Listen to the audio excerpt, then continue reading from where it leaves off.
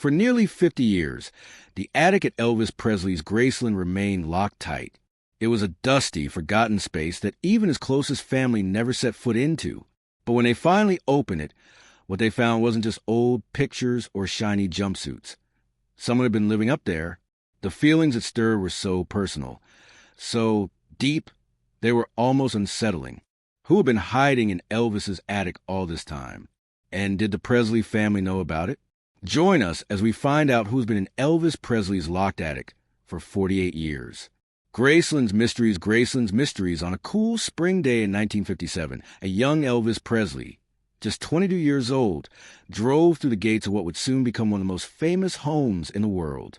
The big white house on the edge of Memphis cost $12,500 back then, almost $1 million in today's money. He didn't change the name. He liked it just the way it was, Graceland. At first, it was simply a home. But very quickly, Graceland became a part of Elvis himself. The land stretched out across almost 14 acres. There were barns, stables, and horses roaming the fields. The place was full of life. One of the wildest residents was a chimpanzee named Scatter. Elvis dressed him in tiny outfits and took him to parties. Scatter was always up to something, pulling women's skirts or snatching drinks right from people's hands.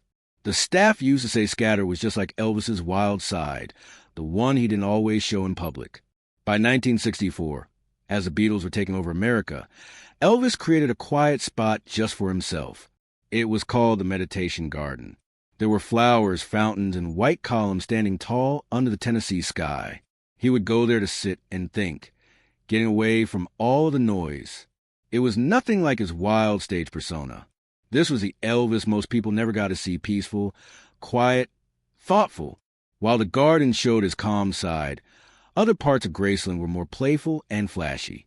One room, known as the Jungle Room, had green shag carpet on the floor and even on the walls. The furniture looked like something from a faraway island. Down in the basement, he had a TV room where he could watch 3 shows at once. That was a big deal in the 1960s. Over in the racquetball building, a piano stood where Elvis played his last songs just hours before he passed away. But everything changed on August 16, 1977. That was the day Elvis Presley died in his upstairs bathroom. From that moment on, Graceland wasn't just a home. It became a shrine, a mystery, and a frozen moment in time. Over the next several days, nearly 100,000 fans flocked to Memphis, lining streets, crying outside the mansion gates, and waiting to say goodbye. Inside, Elvis lay in a white suit and blue shirt. No one who saw him like that would ever forget it. On August 18th, 17 white Cadillacs led the funeral procession across the city. Famous faces among them included James Brown, Sammy Davis Jr., and Caroline Kennedy.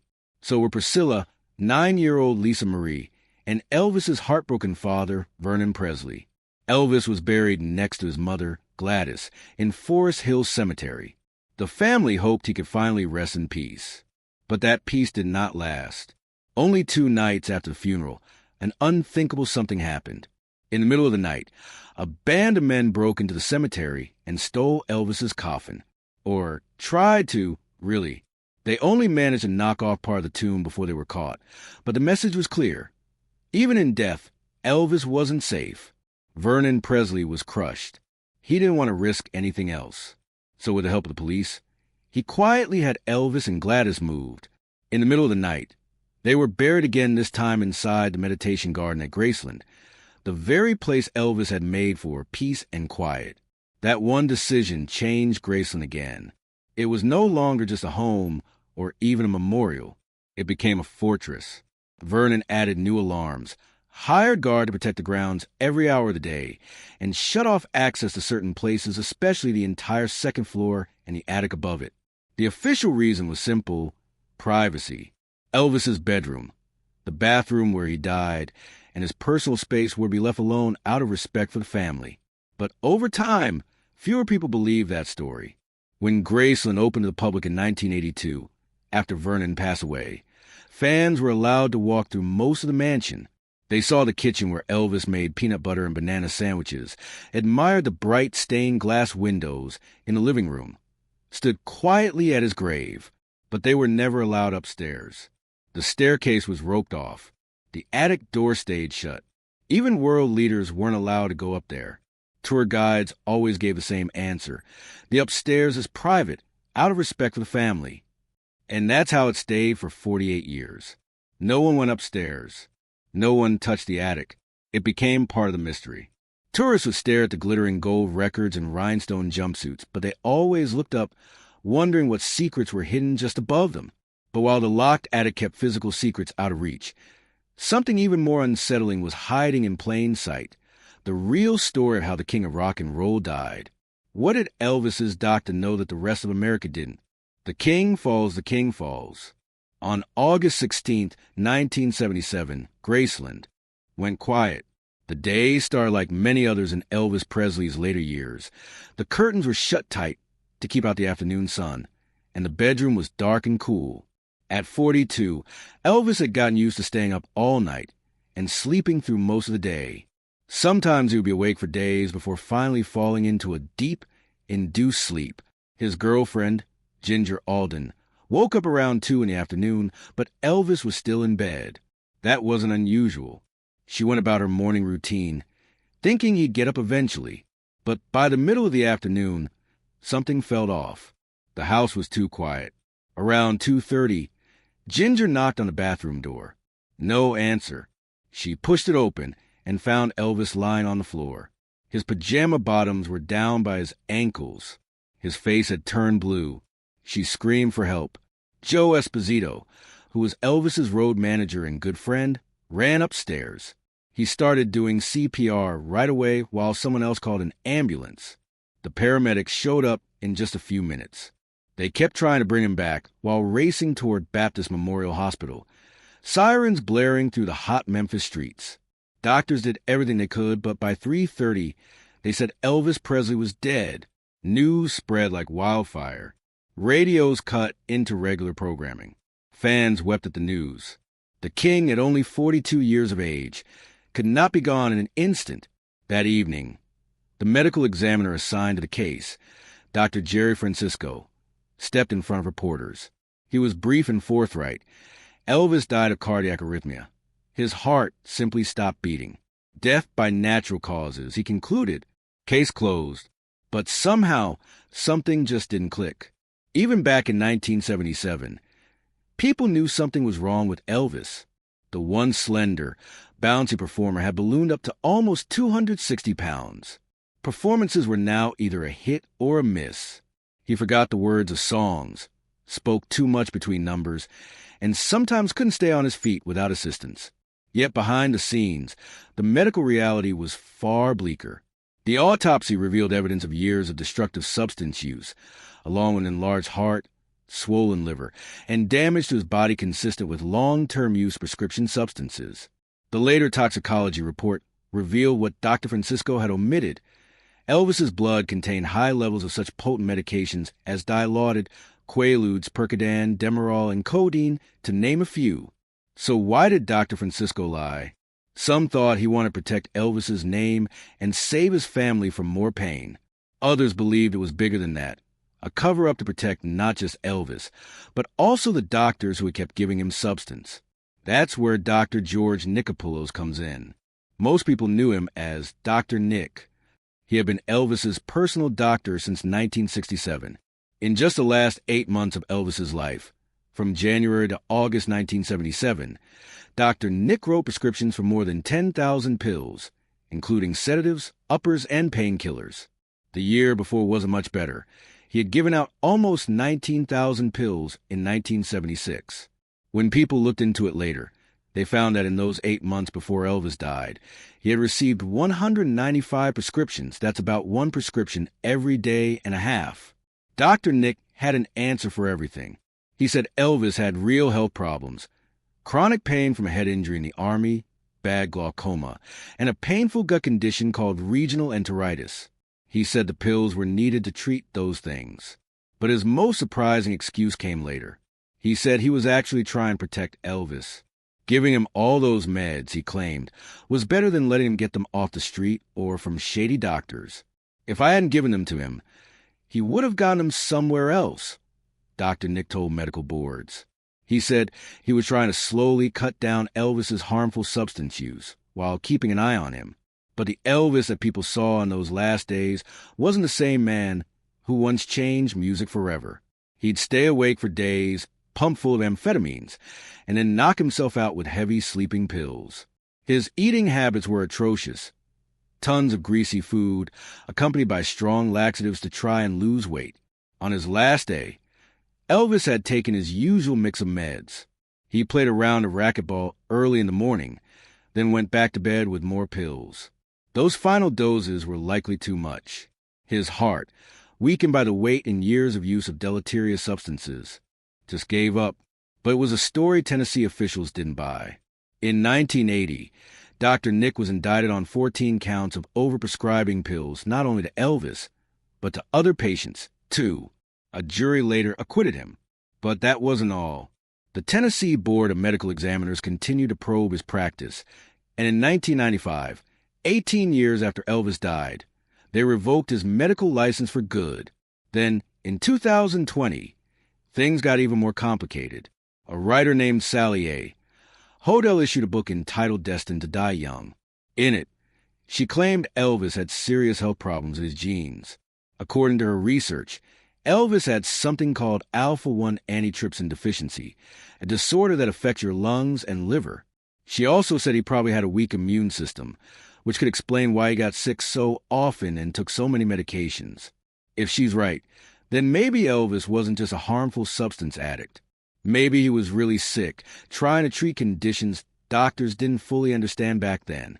His trips to the hospital weren't just for pills. They might have been real emergencies. With Elvis's real cause of death still not disclosed and his personal doctor ultimately losing his license, you have to question, was someone trying to keep the truth buried forever? Or maybe someone was finally trying to bring it out into the open, fighting to keep secrets buried. Spring of 2024 brought news that shocked Elvis Presley's huge fan base. An unknown company called Nosny Investments and Private Lending LLC quietly filed papers to auction off Graceland, the most famous rock and roll landmark in the world. According to court records, Riley Keough, Elvis's granddaughter and the only person in charge of his estate after Lisa Marie Presley passed away in 2023, was being accused of missing payments on a loan worth $3.8 million. It came out of nowhere. Even the most die-hard Elvis fans were left stunned, following every tidbit about his life and legacy. In a very short time, fan pages and forums were flooding with panic and confusion. Riley Keough's lawyers did not sit on it. Rushing to court in Shelby County, Tennessee, they filed with the court an emergency request to stop the auction. The claim was serious. It was all a fake. According to the documents filed, Riley never signed anything with Nosny Investments. The signatures looked forged, as if somebody had faked her name just to take over Graceland. But time was running out. The auction date had already been set. If Riley's team couldn't get the court to step in fast, Graceland would be sold off in just a few days. And that meant everything inside, Elvis's personal things, his rare recordings, and even those rooms upstairs that no one was ever allowed to enter, would be in the hands of total strangers. Then, just one day before the auction was supposed to happen, a judge in Tennessee gave his decision. He stopped the sale right away. He called Graceland a one-of-a-kind cultural asset and said losing it would hurt the public deeply. Even more telling, no one from Nosny Investments showed up in court. Riley's lawyers were there, but the company trying to sell Graceland wasn't. So the judge's decision went through without anyone challenging it. Graceland stayed in Presley hands. This wasn't the first time Graceland had drawn this kind of strange attention. Since Elvis died back in 1977, the house had become the center of one of the weirdest ideas in celebrity history, that Elvis Presley never really died. The first so-called sighting of Elvis came just hours after his death was announced. A man who looked just like him and called himself John Burroughs, a name Elvis actually used when he traveled, supposedly bought a one-way plane ticket to Buenos Aires at the Memphis airport. The witness said he was a heavier version of Elvis, wearing a white suit and sunglasses, even though it was late at night. Then, about 2 weeks later, a woman in Michigan claimed Elvis served her at a Burger King in Kalamazoo. She said the minute he asked if she wanted extra cheese, she knew it was him. He sounded that much like Elvis By this time, most people would have assumed these kind of stories would have died down, but they didn't. They just kept coming. By 1979, there were hundreds of reports across the country. Elvis is seen pumping gas in Oklahoma. Elvis is shopping in a Missouri grocery store. Elvis is at a Nashville concert, sporting a fake beard. The stories became so popular that, in 1988, the tabloid Weekly World News created a regular section called Elvis Watch just to keep track of all the sightings. As time went on, the theories got even wilder. Some said that Elvis was helping the FBI go after organized crime, and then he went into the witness protection program. Others said that he had faked his death to get away from the stress of being so famous. One rumor even claimed he had cancer and wanted to die in peace, without the world watching. Those believing these theories pointed to strange things about his funeral. His coffin weighed 900 pounds, way too heavy. The family chose a closed casket after already, having a public viewing. Most famously, they noticed something odd on his gravestone. His middle name was spelled Aaron instead of Aaron. The family would never get that wrong. They said, unless Elvis wasn't actually in the grave. Then came the internet. In the early 2000s, entire websites popped up just to prove Elvis was still alive. YouTube videos tried to match his voice with a preacher called Bob Joyce, someone whose singing sounded uncannily like the king himself. Even now, in 2025, nearly 50 years later, online groups still argue about where Elvis might be. Some think he's living in a quiet town, using a different name. Others believe he still visits Graceland now and then, dressed up so no one will recognize him. For the Presley family, these theories have always been tricky. If they push back too hard, it seems like they are hiding something. If they say nothing, the rumors get even crazier. But all these theories cover up something far more serious. Elvis didn't need to die when he did. His death could have been prevented if the people around him had cared more about his health than about his money. However, these wild stories of his living allow those people to get away with not truly having taken care of him. So once the sale was stopped, Riley took a leap of faith. Riley Keough finally did what no one in her family ever had done. She permitted opening the off-limits attic, what had been hidden up there for almost 50 years. The attic unlocked the attic unlocked. On a chilly morning in January 2025, a small team of archivists donning white gloves ascended the narrow stairs leading up to the attic at Graceland. The echoes of footsteps reverberated in the empty space. No one had been there since August 1977. Thick dust hung in the air, not having been disturbed for almost 5 decades. A lone, bare bulb lit up the lock as the lead archivist turned an old brass key that had remained in the Presley family since Elvis's passing. The door creaked open, as if holding back years of waiting. As the light poured in for the first time in nearly half a century, everybody fell silent. This wasn't some dingy old storage space. It was more like a time capsule that had been carefully preserved. Either Elvis himself, or someone quite close to him, had organized the attic into neat sections, each one telling another piece of his life story. The space was much bigger than everyone had expected. It stretched across the whole top of the house, with dormer windows covered by thick blackout curtains. Unlike the rest of Graceland, which is known for its bold and flashy style, the attic was simple. It had plain wooden walls and bare floors.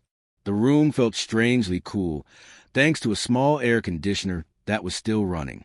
The maintenance crew at Graceland had kept it working all these years without ever going inside. Along one wall were dozens of boxes, all labeled in Elvis's own handwriting.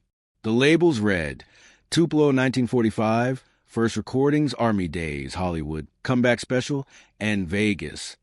It was almost like he had tabbed a timeline of his own life. But the most striking was one box marked simply after, dated 1977, the year he died. Careful work began for the archivists. They took pictures of every item before touching anything. Every box received a number, and all that was in them was listed with the same care as if they were items in a museum. It would take several months to go through everything, but some items drew their attention immediately. They found in the Tupelo section an old teddy bear with one eye missing and several patches. This wasn't a souvenir or fan gift.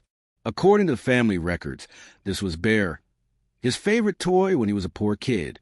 His mother, Gladys, had sewn the patches using bits of her own clothes. You could still see the faded flower patterns on its chest and arms. When Elvis's father, Vernon, went to jail in 1938 for writing bad checks, it left Gladys and little Elvis almost broke. During those scary months, Bear was Elvis's closest friend. In the Army Days section, they found a Bible that had been read so many times its spine was held together with electrical tape. This wasn't just any Bible. It had belonged to Gladys Presley. She gave it to him when he joined the Army in 1958. Inside the front cover, she had written a message telling him to hold on to his faith during his service. Throughout the pages, Elvis had underlined verses and scribbled notes, questions, thoughts, and little prayers. One of the last entries was from August 1977, just days before he died. He had marked Psalm 23. One of the most touching discoveries was a leather-bound yearbook from Humes High School in Memphis. Elvis didn't usually sign classmates' books. He was shy and often teased for his clothes and odd style. But this one was full of signatures and notes. Classmates had written messages to him, many encouraging. One note said, "Keep singing, Elvis. You're going places." The Hollywood section focused on a very different aspect of Elvis, his struggle with fame. A leather jacket made especially for his role in Jailhouse Rock had in one pocket a small, handwritten note that said, "Wear this when you need to disappear." Elvis had often spoken about how he felt really trapped in the role of a celebrity and how that meant he couldn't live a normal life. This was like something he wore when he wanted to fit in, just well enough to disappear for a little while. Next to the movie items was a stack of books. These were not what most people expect from Elvis. Volumes about Eastern beliefs, religion, and big questions about life and what happens afterward. Many of them had underlines and notes in the margins. A man deeply searching for answers far beyond the gospel, singing image most people knew.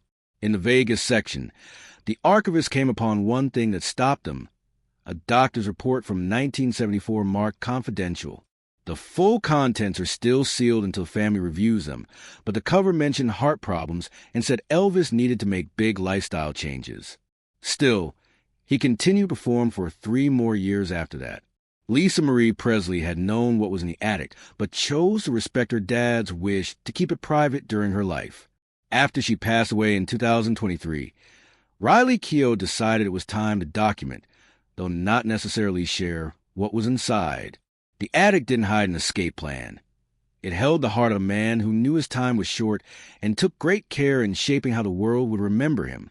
The last words of a man who knew the end was at hand were recorded on old, dusty tapes.